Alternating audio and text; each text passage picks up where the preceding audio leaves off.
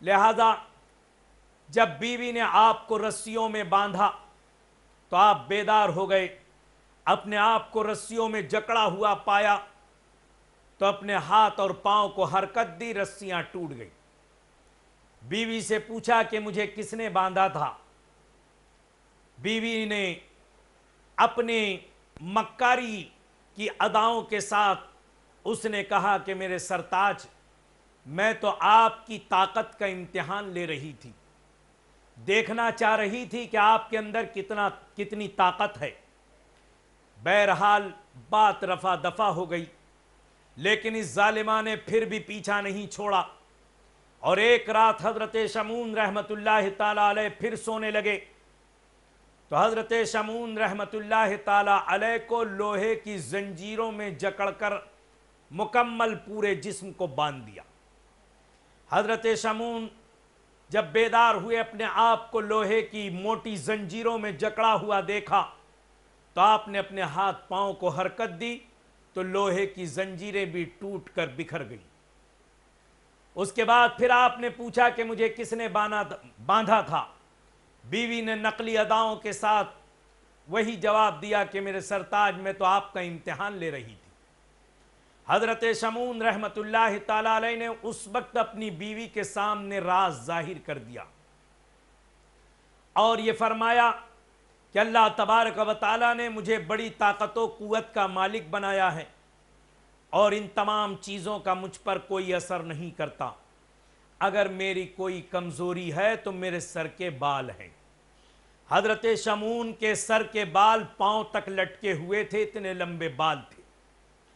لہذا بیوی سمجھ گئی، اور ایک رات حضرت شمعون رحمت اللہ تعالی علیہ پھر سو گئے تو اس ظالمہ عورت نے آپ کے سر کے بالوں میں آپ کے ہاتھ پاؤں کو اچھی طرح جکڑ کر باندھ دیا۔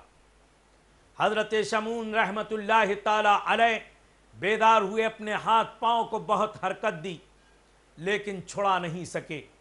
یہ ظالمہ عورت نے حضرت شمعون رحمت اللہ تعالی علیہ کو کافروں کے حوالے کر دیا۔ دنیا کی مال و دولت کے لالچ میں آ کر اپنے نیک اور پارسا شوہر کو ظالموں کے حوالے کر دیا۔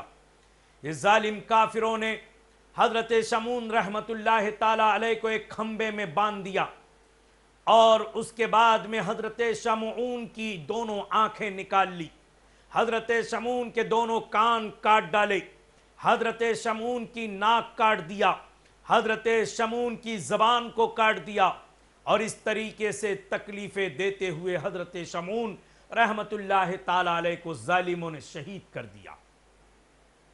ناظرین، اپنے ولی کامل کی بے کسی بے بسی پر پروردگار عالم کی رحمت کو جوش آ گیا، اور ان ظالموں پر قہر خداوندی کی ایسی بجلی گری کہ سارے کے سارے کافر جل کر راکھ ہو گئی، اور وہ دنیا کی لالچ میں آنے والی بیوی جس نے اپنے نیک اور پارسا شوہر کو ظالموں کے حوالے کیا تھا، اس پر بھی قہر خداوندی کی ایسی بجلی گری کہ وہ بھی وہیں پر جل کر راکھ ہو گئی۔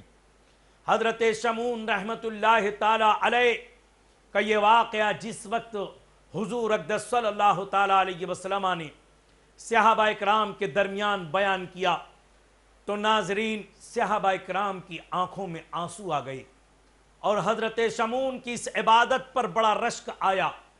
اب بارگاہ رسالت مآب صلی اللہ علیہ وسلم میں عرض کیا، یا رسول اللہ صلی اللہ تعالی علیہ وسلم، پہلے کی امتوں کی عمریں بڑی لمبی ہوا کرتی تھی، جس میں حضرت شمعون نے تو 1000 مہینہ اس طرح عبادت کیا، لیکن یا رسول اللہ آپ کی امت کی عمریں بہت کم ہیں، اور یہ کم عمر میں بھی ہماری عمر کا کچھ حصہ کھانے پینے میں گزر جاتا ہے، کچھ روزی طلب کرنے میں گزر جاتا ہے، کچھ عبادت الہی کرنے میں گزر جاتا ہے۔ یا رسول اللہ، اتنی لمبی عبادت آپ کی امت کے لوگ کیسے کر سکیں گے؟ اگر یہی حال رہا تو یا رسول اللہ، قوم بنی اسرائیل کے لوگ تو امت محمدیہ سے زیادہ عبادت و ریاضت میں بڑھ جائیں گے۔ آقا علیہ الصلوۃ والتسلیم نے جس وقت یہ سنا تو آپ بھی غمگین ہو گئے، اور آپ کا غمگین ہونا تھا کہ فرشتوں کے سردار بلبل سدرہ حضرت جبرائیل علیہ السلام بارگاہ رسالت مآب صلی اللہ علیہ وسلم میں حاضر ہوئے اور عرض کیا، یا رسول اللہ، آپ کی امت کی عمریں اگرچہ کم ہیں لیکن آپ غمگین نہ ہوں۔ پروردگار عالم فرماتا ہے، ہم نے آپ کی امت کو سال میں ایک رات ایسی عطا کی ہے جو 1000 مہینوں سے افضل اور بہتر ہے۔ اور پھر حضرت جبرائیل علیہ السلام نے سورہ قدر پیش کی، اِنَّا أَنزَلْنَاهُ فِي لَيْلَةِ الْقَدْرِ وَمَا أَدْرَاكَ مَا لَيْلَةُ الْقَدْرِ لَيْلَةُ الْقَدْرِ خَيْرٌ مِّنْ أَلْفِ شَهْرٍ تَنَزَّلُ الْمَلَائِكَةُ وَالرُّوحُ فِيهَا بِإِذْنِ رَبِّهِم مِّن كُلِّ أَمْرٍ سَلَامٌ هِيَ حَتَّى مَطْلَعِ الْفَجْرِ۔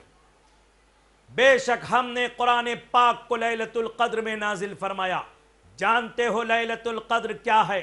لیلۃ القدر 1000 مہینوں سے افضل اور بہتر ہے۔ اس رات میں اللہ کے حکم سے فرشتوں کی جماعت لے کر حضرت روح الامین جبرائیل علیہ السلام اترتے ہیں، اور پوری رات سلامتی ہی سلامتی ہے۔ یہ سلسلہ جاری رہتا ہے یہاں تک کہ فجر طلوع ہو جاتی ہے۔ آقا علیہ الصلوۃ والتسلیم کی بارگاہ میں سورہ قدر پیش کی گئی۔ آپ نے اپنے صحابہ اکرام کے سامنے بیان کیا کہ اللہ تبارک و تعالیٰ نے ہمیں ایک رات ایسی عطا فرمائی ہے جو 1000 مہینوں سے افضل اور بہتر ہے۔ اگر اللہ تبارک و تعالیٰ کی عبادت اس رات میں کی جائے تو اس رات میں 2 رکعت نماز اگر کسی نے پڑھ لیا تو حضرت شمعون کی 1000 سالہ عبادت سے وہ افضل اور بہتر ہو جائے گا۔ ناظرین، اللہ تبارک و تعالیٰ کا کتنا احسان و کرم ہے کہ سید عالم صلی اللہ تعالیٰ علیہ وسلم کے صدقے میں اللہ تبارک و تعالیٰ نے ہمیں شب قدر عطا فرمایا۔ ایسی رات جو 1000 مہینے سے افضل اور بہتر ہے۔